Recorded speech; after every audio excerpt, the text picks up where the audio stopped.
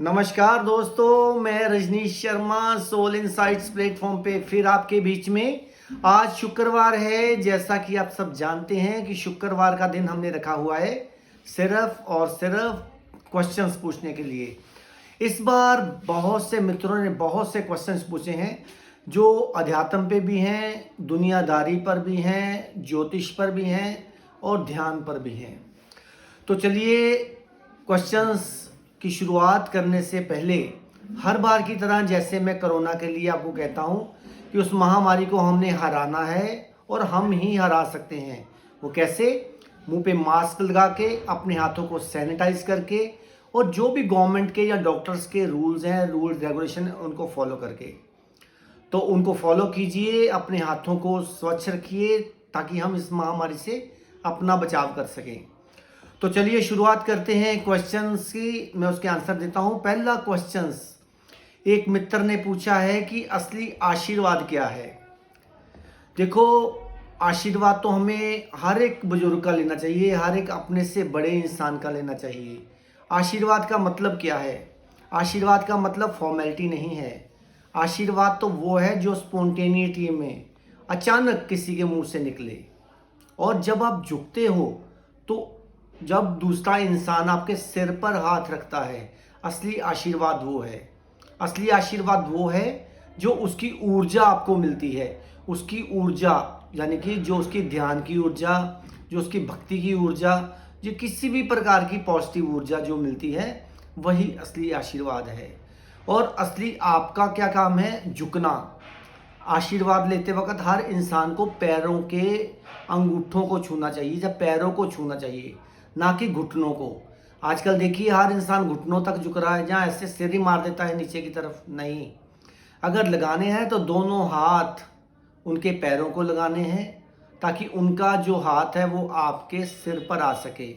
आप नीचे झुके हो तो आपका सिर नीचे झुका हो और उनका हाथ आपके सिर पर हो, तो फिर सर्कल बनता है एनर्जी का। फिर देखिए आपकी ऊर्जा कितनी ताकतवर होती है। और जिसको असली आशीर्वाद मिल गया, चाहे वो गुरु पीर का हो, चाहे आपके बुजुर्गों का हो, उसको कभी भी ज़िंदगी में किसी प्रकार की नेगेटिविटी का सामना नहीं करना पड़ता। और हाँ, याद रखिए, ये ना सोचिए कि मैं आशीर्वाद लूँगा मेरे पास पैसा आ जाएगा, मैं आशीर्वाद लूँगा ये आ जाएगा।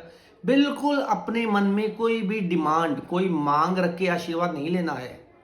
और किसी बुजुर्ग ने भी जो आशीर्वाद देना है, वो ये ना सोचे कि नहीं मैं बड़ा हूँ, देखा झुका ना मेरे आगे आके, तो उसका भी आशीर्वाद काम नहीं करेगा। लास्ट में बात यही है कि जिसके पास अहंकार है ना वो आशीर्वाद दे पाएगा, तो जिसके पास अहंकार है ना वो आशीर्वाद ले पाएगा। तो अब एक और मित्र ने सवाल बहुत ही अच्छा पूछा है कि हम देखते हैं जगह जगह सड़कों पे, कहीं जहाँ कूड़ा लगता था, जहाँ गंदगी थी, वहाँ लोगों ने मूर्तियाँ रख के मंदिर टाइप बना लिए हैं। क्या ऐसा होना चाहिए? ऐसा बिल्कुल नहीं होना चाहिए। ये निरादर कर रहे हैं शक्तियों का। इनको ये पता नहीं, अपने चंद पैसों के लालच के लिए निरादर कर रहे हैं। तो ऐसे मंदिर बने, धर्म स्थान बने, कुछ भी बने, सड़क के किनारे बना दिया, कहीं गंदगी का ढेर था उसको उठा के वहाँ बना दिया। तो देखिए, इनके आगे मैं तो कहूँगा बिल्कुल झुकिए मत, इनका विरोध कीजिए। क्योंकि परमात्मा एक पवित्र सोल है, पवित्र रहता है। तो जहाँ पवित्रता नहीं, जहाँ गंदगी के ढेर थे, वहाँ किसी भी देवता की मूर्ति लगाकर आप मंदिर, धर्म स्थान कुछ भी बनाते जा रहे हो। आप हर इंसान को चाहिए कि मंदिर तो एक ही होना चाहिए। क्या? आपका अंदर, आपके परलोक, आपका अंदर का स्थान। वैसे भी जो बाहर मंदिर बने हैं, देखिए आप कितने साफ सुथरे हैं। लेकिन जो सड़कों पे जगह जगह ऐसे ही लोगों ने पैसा कमाने के लिए अड्डे बना रखे हैं, ऐसी जगह पे बिल्कुल भी कुछ नहीं चढ़ाना चाहिए, ताकि वो डिस्करेज होएं और जो असली मंदिर शहरों में बने हुए हैं, जहाँ गाँव में बने हुए, वहाँ लोग जाएं। अब एक और मित्र ने पूछा है कि कई जगह, कई मंदिरों में, मैंने कई मंदिरों में नहीं कहूँगा, कई धर्म स्थानों पे लोग देखा गया है कि सिगरेट, स्मोकिंग बड़ा कुछ करते हैं। क्या ऐसा होता है? क्या संत महात्मा या पीर कुछ भी ऐसी चीज़ों को प्रयोग करते थे? वो बिल्कुल नहीं करते थे। वही तो कह रहा हूँ, ये उनके नाम पे, हमारे देवी देवताओं के नाम पे लोग झूठे आडंबर बनाकर बच्चों को खराब कर रहे हैं स्मोकिंग करा के कि नहीं जी ये तो हुक्म है परमात्मा का, ये हमें करनी चाहिए। कई धर्मों में देखा गया है। लेकिन जहाँ पे नशा है वहाँ कभी परमात्मा नहीं हो सकता, क्योंकि जहाँ पे नशा है वहाँ पे बेहोशी है, जहाँ पे बेहोशी है वहाँ परमात्मा बिल्कुल नहीं हो सकता। तो याद रखिए, जहाँ पे ऐसे आडंबर या ऐसे पखंड किए जा रहे हैं कि एक कष्ट लगाइए देखा मस्त हो जाएंगे, इससे कोई मस्ती नहीं आएगी, उल्टा आप और घोर नरक में चले जाएंगे।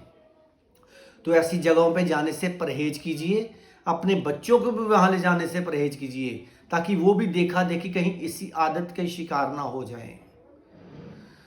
अब एक और मित्र ने पूछा है कि हमें बताइए, ज्योतिष से रिलेटेड एक सवाल है बहुत ही बढ़िया, कि किसी भी प्लेनेट को ठीक करने के लिए, जैसे 7 ग्रह और 2 शाया ग्रह हैं, उनको ठीक करने के लिए हमें क्या करना चाहिए।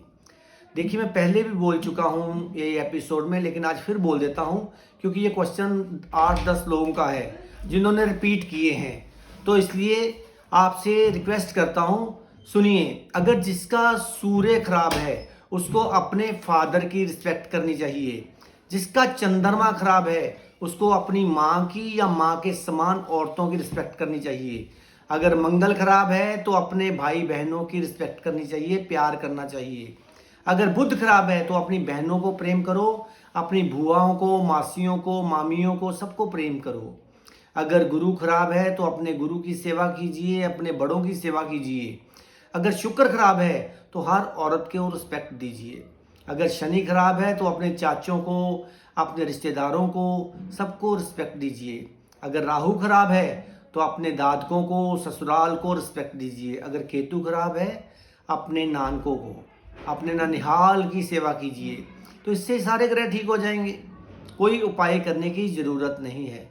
कहने का मतलब ये है कि यहाँ पे प्रेम है वहाँ हर ग्रह भी झुक जाता है, क्योंकि प्रेम में शून्यता आ जाती है। यहाँ शून्यता है वहाँ कोई भी ग्रह, कोई भी प्लेनेट अपना मैलेफिक इफेक्ट आपके ऊपर नहीं दे सकता। तो इसलिए प्रेम कीजिए सबके साथ, तो सारे के सारे जो ग्रह हैं वो आपके सपुर्द, आपके आसपास ही घूमेंगे, लेकिन मैलेफिक इफेक्ट नहीं, पॉजिटिव इफेक्ट देंगे।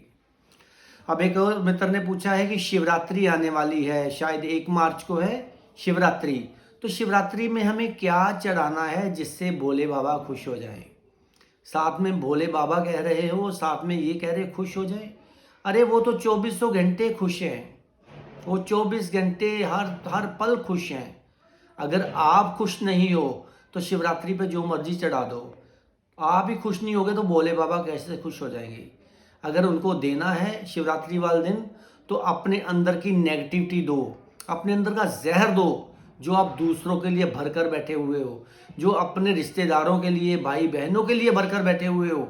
अगर अपना जहर शिव को समर्पित करते हो शिवरात्रि वाले दिन, तो देख लेना आपका जीवन इतना बढ़िया कर देंगे भोले बाबा, आपका ध्यान में भी मन लगेगा और रिश्तेदारों के साथ भी प्रेम बढ़ेगा। तो इसलिए जो हम वहाँ चढ़ाते हैं बेलपत्तर, जहाँ कुछ भी चढ़ाते हैं, वो जहर है। जहर का मतलब सिंबॉलिक है कि अपने अंदर का जहर चढ़ाना है। किसी के प्रति जेलसी, किसी के प्रति नफरत, किसी के प्रति क्रोध, ये चढ़ाना है। आपने सुना होगा कि जब समुद्र मंथन हुआ था तो शिव भोले बाबा ने जहर पी लिया था। उसका मतलब क्या है, जहाँ पे आप बिल्कुल शून्य, बिल्कुल नेगेटिविटी से परे हो जाते हो, तो फिर आप शिव रूपी हो जाते हो। तो इसलिए हमें उस दिन अपने आप को चढ़ाना है। और दूध जो हम चढ़ाते हैं शिवलिंग पे, वो शीतलता का प्रतीक है, और शीतलता पर्यायवाची है शांति का। कहने का मतलब जहाँ शांति है, यहाँ शीतलता है, वहाँ भगवान का अपने आप ही शिव भोले बाबा का आशीर्वाद है। और उस रात्रि का बहुत महत्व है। वो महाशिवरात्रि गिनी जाती है जो साल में 1 बार आती है। आगे पीछे हर महीने एक शिवरात्रि आती है। और उस दिन क्या करना है, ध्यान लगाना है, आंखें बंद करके अपना ध्यान करना है। उस दिन को किया गया ध्यान बहुत ही पावरफुल होता है, क्योंकि उस दिन एक ऐसी एनर्जी है जो आपकी सहस्त्रार्थ की तरफ बढ़ती है। तो कहने का मतलब है मित्रों, उस दिन अपने आप को बिल्कुल साफ अंदर से रख के ही शिवालय जाना है, वहाँ दूध चढ़ाना है या कच्ची तुलसी जो भी आप चढ़ा सकते हो। वैसे शिवलिंग पे दूध चढ़ना चाहिए, दूध ही हर इंसान को चढ़ाना चाहिए ताकि आपके अंदर भी ऐसी ही पवित्रता जाग सके जो कि एक गाय के दूध के अंदर है। गाय का दूध चढ़ाओ, बहुत ही पवित्र होता है, उससे आपकी ऊर्जा बहुत बढ़ेगी। अब कई मित्रों ने मुझसे पूछा है कि नहीं, हम गरीबों को दूध क्यों ना पिला दें, हम शिवलिंग पे क्यों चढ़ाएं। अरे भाइयों, आपको ये नहीं पता कि जो शिवलिंग है, जो उसकी गोलाई है, जब आप वहाँ जाके दूध चढ़ाते हो तो उससे जो भी ऊर्जा उठती है वो सीधी ऊपर को जाती है और ऊपर से आके फिर आपके ऊपर बरस जाती है। जब आप ओम नमः शिवाय का जाप करते हो, जब कुछ भी जाप करते हो, वो शिवलिंग से होता हुआ सीधा ऊपर जाता है गुंबद पे, और गुंबद से आपके ऊपर बरस जाता है और आपके जन्मों जन्मों के विकार खत्म हो जाते हैं। आप देखिए, करके तो देखिए, फिर बताना, क्योंकि ये मेरा प्रैक्टिकल है। जिस इंसान ने शिवरात्रि वाले दिन कुछ भी अपने आप को पॉजिटिव करके समर्पित कर दिया, चाहे एक जल का लोटा ही, तो भोले बाबा तो उसी पे ही खुश हो जाते हैं और तमाम प्रकार की खुशियाँ आपके ऊपर समर्पित कर देते हैं। अब देखिए, कहते हैं श्री गणेश जी उनके पुत्र हैं, कार्तिक जी उनके पुत्र हैं, माँ हैं, माँ पार्वती उनकी है ना बीवी हैं, और जैसे नंदीगण हैं, शिव परिवार पूरा है। वो हमें एक एक चीज़ समझाने की कोशिश की गई है। अगर आप भी चाहते हो बुद्धिमान बनो, इंटेलिजेंट बनो, ज्ञानी बनो, तो श्री गणेश जी की तरह अपनी माँ का, अपने बाप का सम्मान करना शुरू करो, इज्जत मान देनी शुरू करो। अगर आप चाहते हो कि हम ये बने, हम और शूरवीर बने, हम ये करें, हम ये करें, तो फिर आप कार्तिक जी की तरह बनो जो शिव के पुत्र थे। अगर आप चाहते हो कि आप स्वामी, आप बड़े अच्छे भगत बनो, बड़े अच्छे एक शिष्य बनो, तो नंदी से सीखिए। अब देखिए, हर चीज़ आपको फोकस होना सिखा रही है, चाहे वो शिव हो, चाहे माँ पार्वती हो, चाहे श्री गणेश जी हो, कार्तिक जी हो, नंदी जी हो, ये सब आपको एक ही चीज़ समझा रहे हैं कि अपना ध्यान सामने रखो, अपना ध्यान सामने रखो। जब आपका ध्यान सामने होगा तो आप खुद ही शिव हो जाएंगे। शिव का मतलब शंकर नहीं, शिव का मतलब शून्यता। जो पूरा ब्रह्मांड है वो शून्य है, वो शिव है। तो शिव को पहचानने की कोशिश करो अपने अंदर।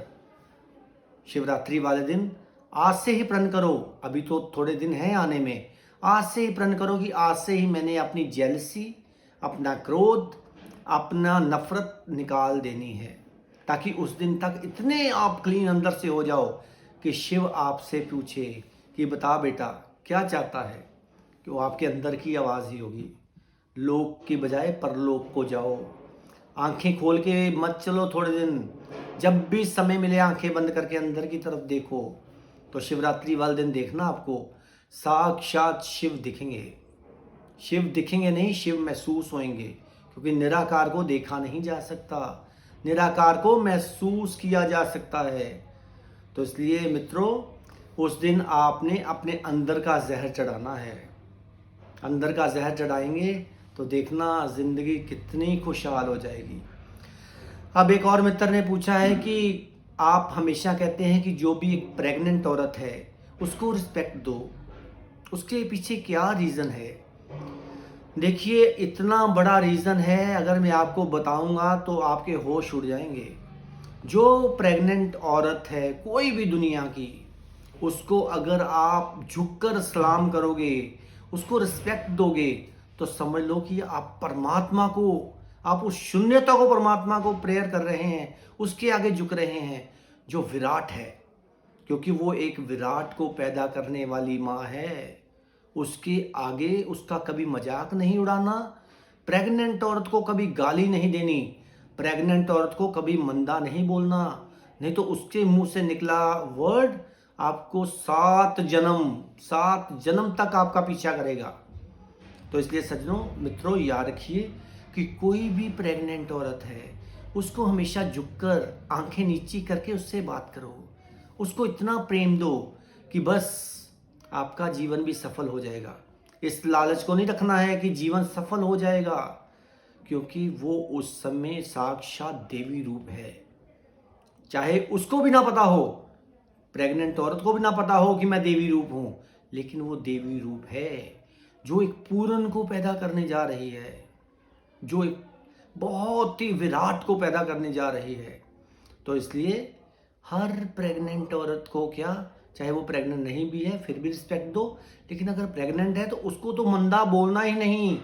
अगर बोले तो समझ लीजिए कोई ग्रह तंग करे ना करे, लेकिन नेचर आपको नहीं छोड़ेगी, 7 जन्म नहीं छोड़ेगी। 7 जन्म कह रहा हूँ, 7 जन्म। ये मेरे को इतनी अनुभूतियां हो रही हैं इस समय, मैं आपको बता नहीं सकता हूँ। तो इसलिए सबसे हाथ जोड़ के रिक्वेस्ट है, प्रेग्नेंट औरत को पूरा प्रेम दीजिए, रिस्पेक्ट दीजिए, चाहे वो अड़ोस पड़ोस में हो, चाहे आपकी फैमिली में हो, चाहे कहीं भी हो। तो अगर आप उसको रिस्पेक्ट देंगे तो आपको परमात्मा का आशीर्वाद ही मिलेगा।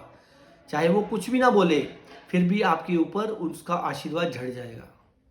तो इसलिए मित्रों, उसको रिस्पेक्ट दीजिए और अपना जीवन सफल बनाइए। अब आपके मन में बहुत से सवाल उठेंगे मेरे इन्हीं सवालों के आंसर देने के बाद, तो आप आने वाले शुक्रवार को और भी क्वेश्चंस पूछिए, इसी से रिलेटेड अगर हो तो मैं उसके जवाब दूंगा। मेरे को बहुत ही मज़ा आता है और मैं चाहता हूँ कि दुनिया में हर बंदा जागे, हर बंदा जागे, क्योंकि सोए हुए का कुछ नहीं होना, जागना है। तो इसी तरह मैं तो बोलता ही रहूँगा। अब उसकी इच्छा है कि किसको ये ज्ञान पहुँचाना है, किसको जगाना है, किसको भगाना है, ये वही जानता है। तो इसी तरह आप मेरे चैनल को सब्सक्राइब करते रहिए, सोल इनसाइट्स _RV रजनीश। तब तक आप खुश रहिए, आबाद रहिए, जिंदाबाद रहिए। नमस्कार।